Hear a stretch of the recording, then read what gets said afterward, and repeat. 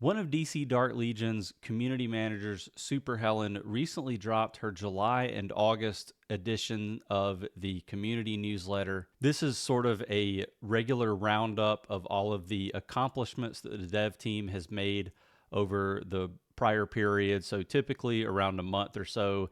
This time it covers July and August because Helen was away for a little bit of time over the summer. But let me tell you, this newsletter is packed with goodies. There's a lot to unpack. There's a lot to talk about. So we're going to run through this newsletter kind of line item the way I do the update notes. So be patient. We're going to try to jump through all the things that are the most important or most impactful to you guys. So we'll jump right in. I've got everything on screen here for you so you can follow along. If not, you can go to the official Discord server and read this for yourself. And I know Helen has to caveat everything that she says with the fact that the dev plans are subject to change and some of the stuff can change at a moment's notice. We see a lot of things come into the game that we had no clue it was coming. Sometimes that's good. Most of the time that's good. Sometimes there are some things that the community doesn't like, and we try to cover those here too. But I think this first thing that she's sharing in the community newsletter is a welcome change for the entire community, something a lot of people are going to appreciate.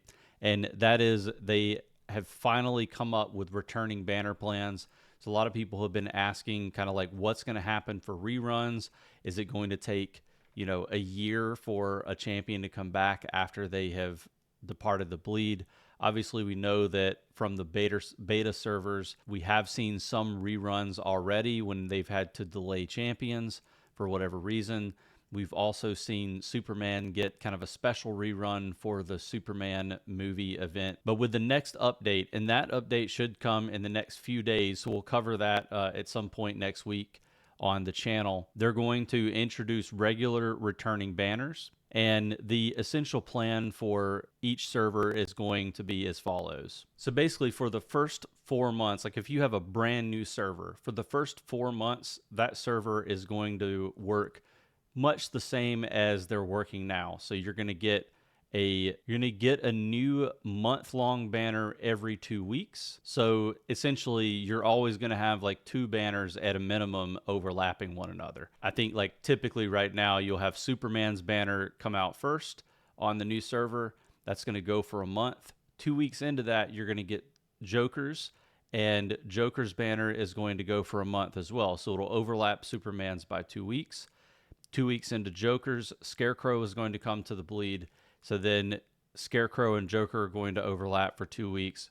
Joker goes away, and when he does, I believe Deathstroke will come into the bleed, etc. So at least assuming that everything follows the same bleed calendar that we have today. After a few months, and she says several means 4 right now, after a few months, basically they're going to stop overlapping the new banners. So you're just going to have 1 new banner each month, which is basically the same as it is now. So basically you'll just have 1 new banner each month. And then during that banner, you're going to have 2 2-week-long reruns back to back. Let's just use the example of, I think she gives it here, your first 4-week-long banner of Martian Manhunter. You may have a rerun of Scarecrow for the first 2 weeks, and then a rerun of Deathstroke during the second 2 weeks of Martian Manhunter's banner. And again, we get the caveat here that for Bleed Order, right now, new banners and reruns, nothing is set in stone. I think as of today, we could assume that everything is going to continue to follow the Bleed calendar that has been put out for the last, 6 to 8 months. But it seems that they're carving out themselves an exception to turn it on its head whenever they want to. They're planning to roughly have the reruns follow the order of first introduction, but they want to be flexible to adapt to events' popularity and dev plans. And I appreciate that.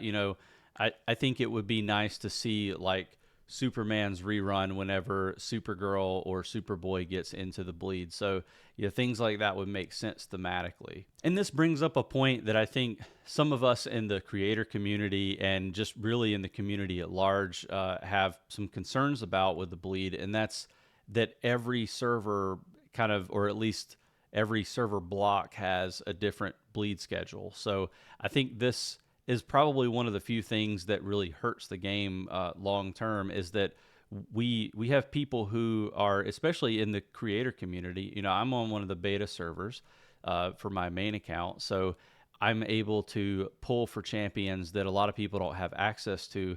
Makes it a lot easier for me to make videos and come up with solutions or guides for how to build those champions and how to use them in all the game modes. If you're a content creator and you're on a server that's much further down the line in the 300s, then it's going to be a lot more difficult for you to make decisions or like provide guidance on champions that are coming out. So I I really think that a solid solution to that would be to just have everyone on the same bleed schedule. So if a new server comes up down the road, they're just on whatever the bleed is that we have.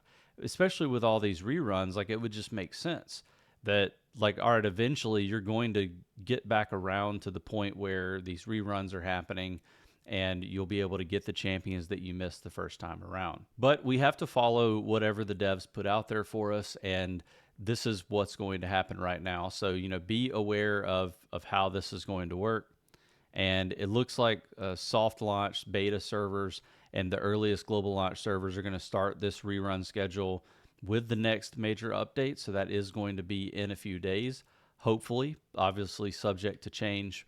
But, I think it's a cool new system. Let me know in the comments below what you think about the new rerun system for the game. We did get some feedback progress. So these are a couple of things that it looks like they're going to be doing based on some of the feedback that we've provided.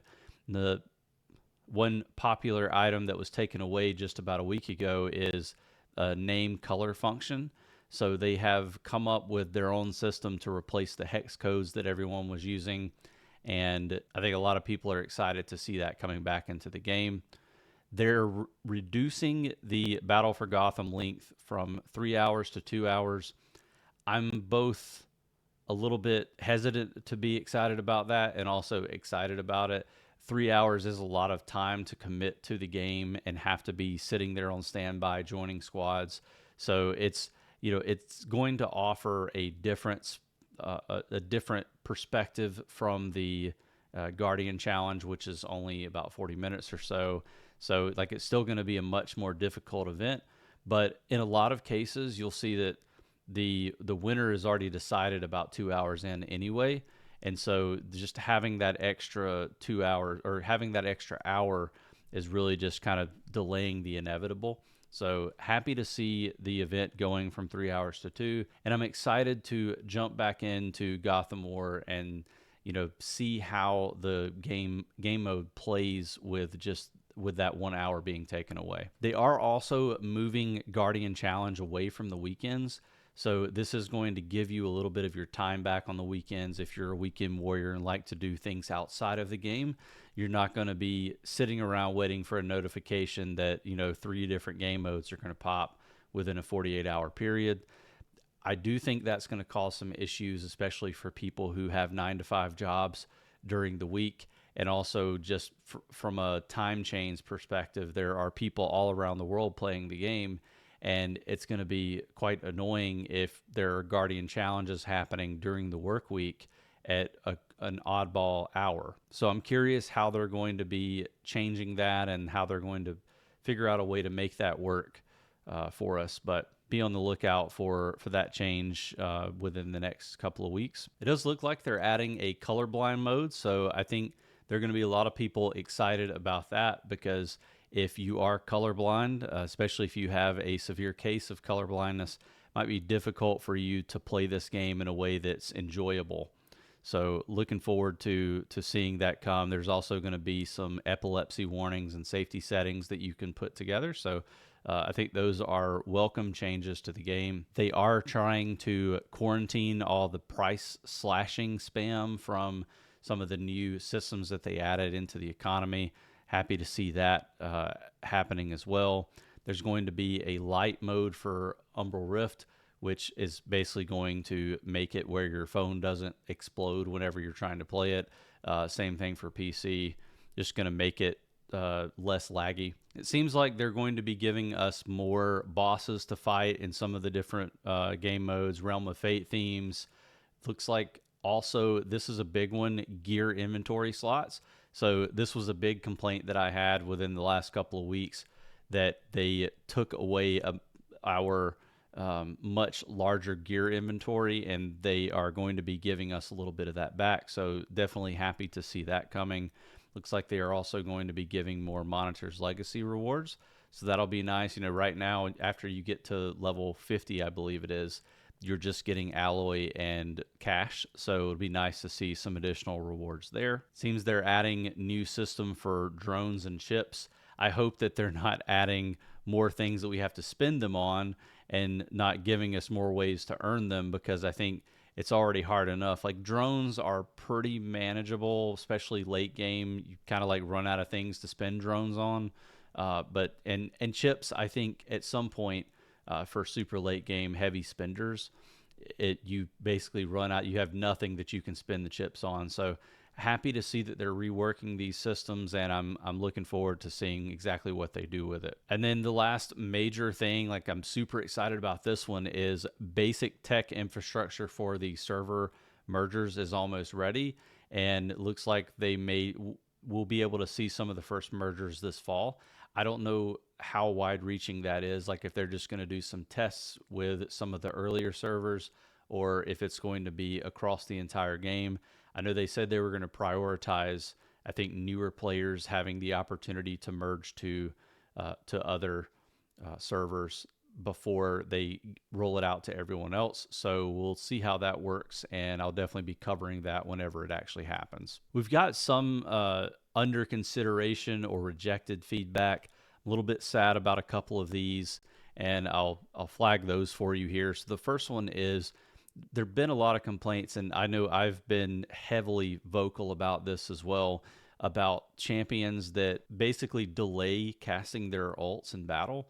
And this is on auto mode, or if you're in meta brawl where you have no control whatsoever. Another sore subject for me. But Crypto in particular waits several seconds to cast his ult after it's ready. And the explanation is that they are completing casting previous skills. And I guess like what's happening is with Crypto is that he's searching for bones literally on the battlefield. And until he, I guess, finds one, digs one up, he doesn't cast his ultimate. So you can see like sometimes he'll have the animation where he just like runs down to the bottom left of the screen and sits there. And it's really annoying. Like honestly, it's almost game breaking for Crypto when he does this. Like he just becomes, he goes from being an S tier champion to trash.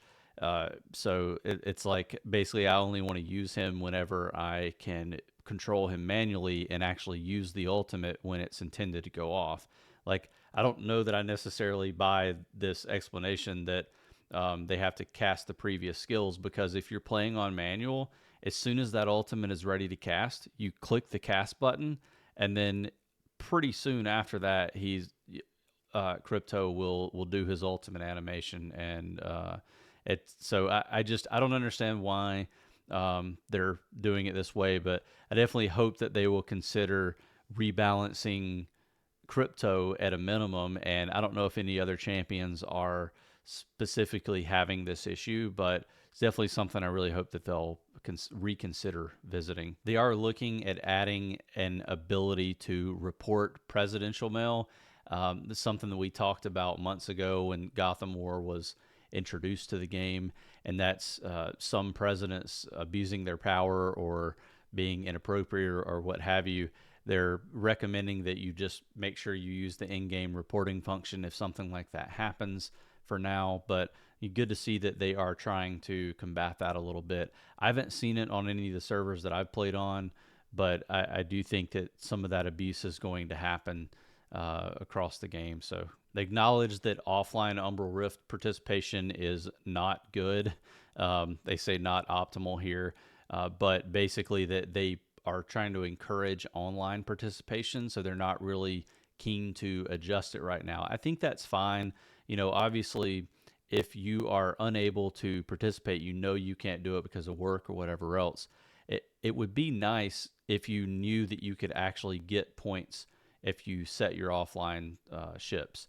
Unfortunately, right now, I would say 9 times out of 10, you're just not going to get any offline participation rewards because most people are. It doesn't matter how hard you try to convince someone to be selfless and actually try to like help the league. I've noticed that most people will just join everyone else's ships so that they get more points instead of setting some ships that other people can join. Like if everyone would just set two of their own ships, and then join two ships or one ship, it would make it a lot easier for all the offline folks to get some rewards. But until that happens, until that's like forced in the game, or there's some other mechanic, it's not helpful. So you pretty much need to try to participate online in Umbral Rift in order to get your rewards there. We do have a situation where a lot of people have maxed out rewards on Darkest Timeline.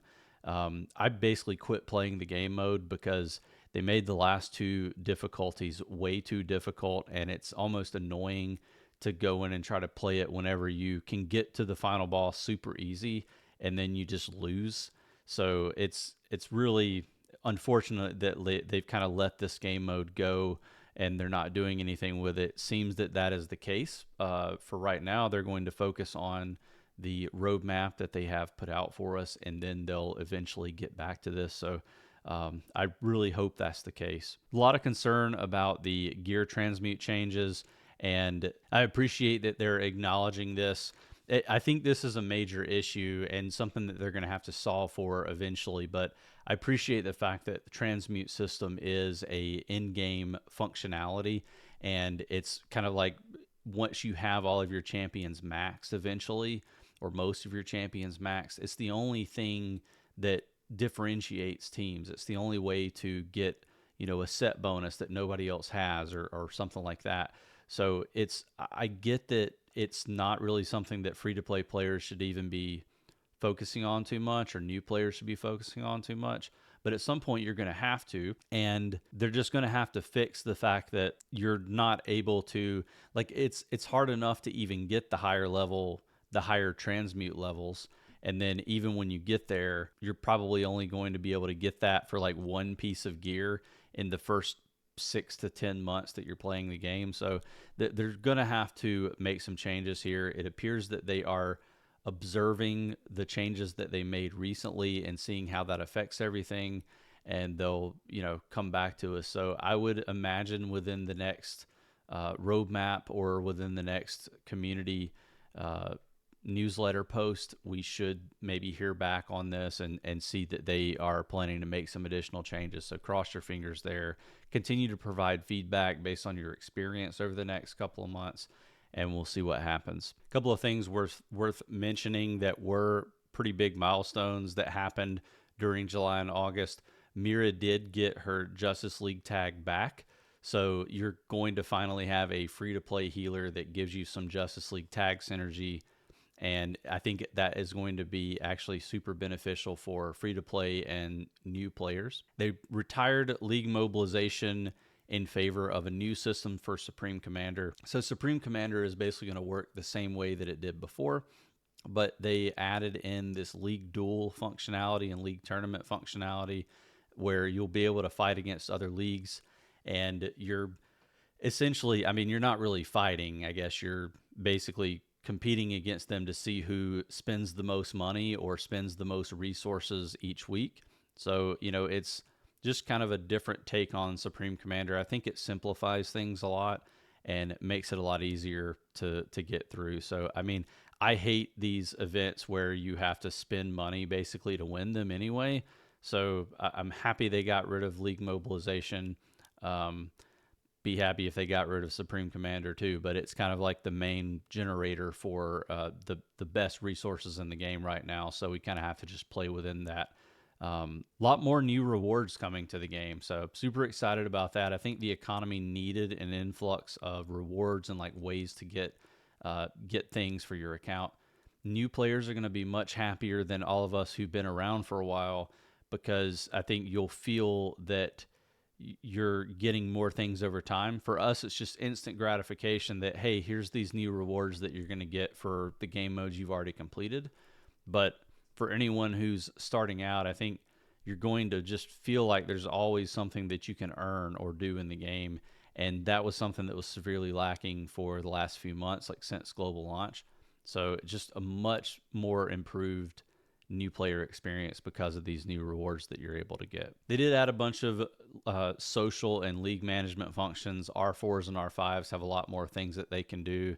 They have a chat system for them, and you've got designated guaranteed passengers for the league train, which adds a lot more work for the officers, but it is giving more people like a set opportunity to be able to get involved in those types of things.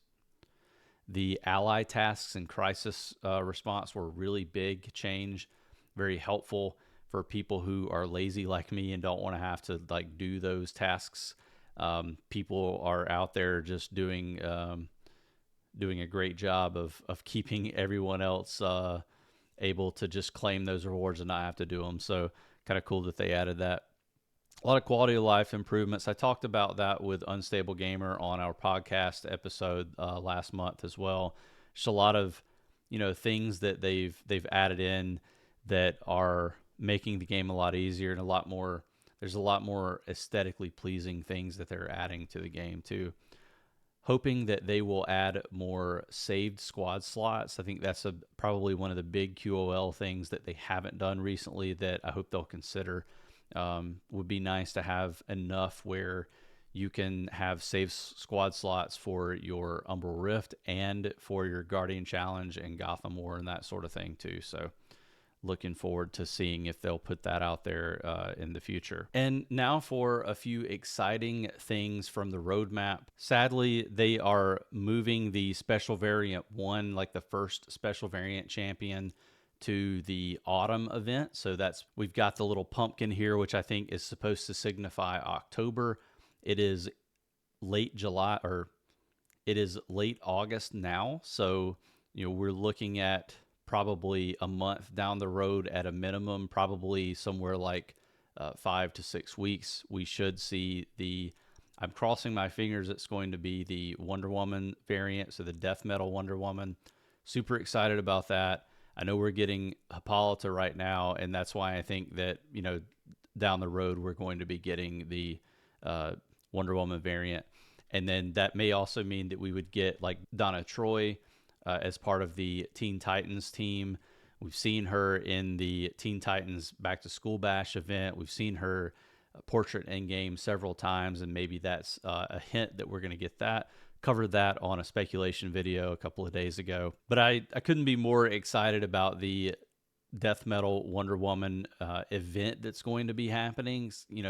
I think before it was just going to be a bleed release, but getting an actual event for it is going to be really cool. I hope it is one where maybe people could even earn some shards of her free to play without having to spend anvils. So we'll see how that goes. I'm kind of like cautiously optimistic about it. Looks like we're going to be getting some Ultimate Battle for Gotham, so the cross-server Battle for Gotham matches early September. I'll be happy to cover some of that fairly soon. We expect it to be the same as Gotham War. It's just going to be a bunch of servers involved in it, so it's going to be kind of crazy actually seeing how that works. But I, like I said, can't be any more excited about it. We've seen a lot of inter-server clashes where you've got a lot of different personalities that are going against each other in Battle for Gotham.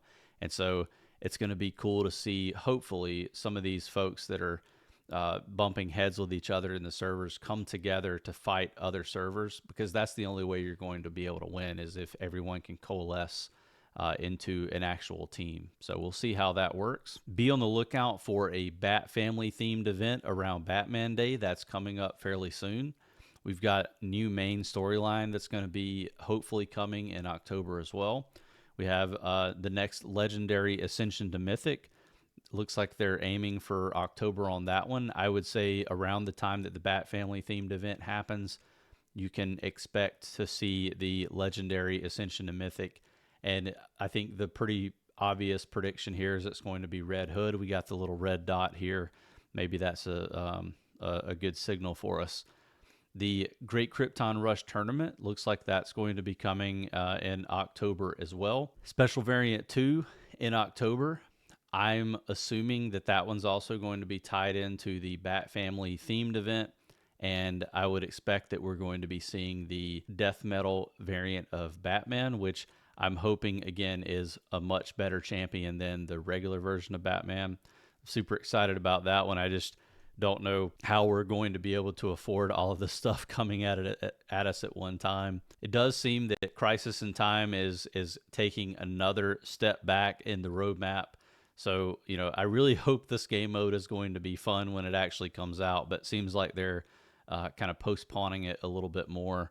We'll see what happens there. Hope maybe we'll get it before the end of the year. I appreciate that Helen calls out that October is stacked, which means that a lot of this stuff is probably going to get pushed to November.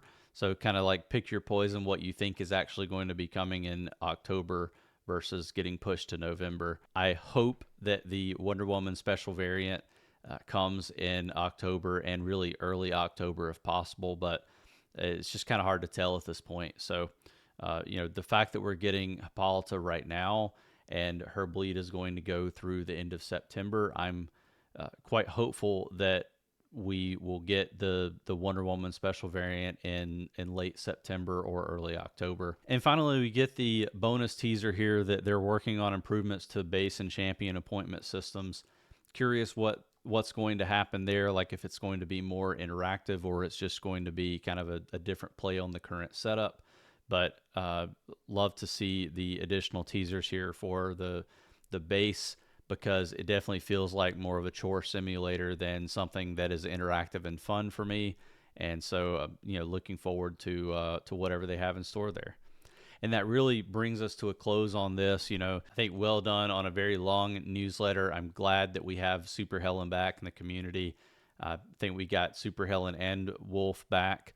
So looking forward to seeing them interacting in the community. And I know Super Helen is very prone to giving us some teasers on things that are to come in the game. So, be on the lookout for that out in the official Discord server. Super happy with a lot of the things that have been highlighted here. As always, if you haven't already done so, consider subscribing to the channel. It helps with the algorithm, and you'll also get notified anytime I release new content for the channel. If not, I'll see you on the next video.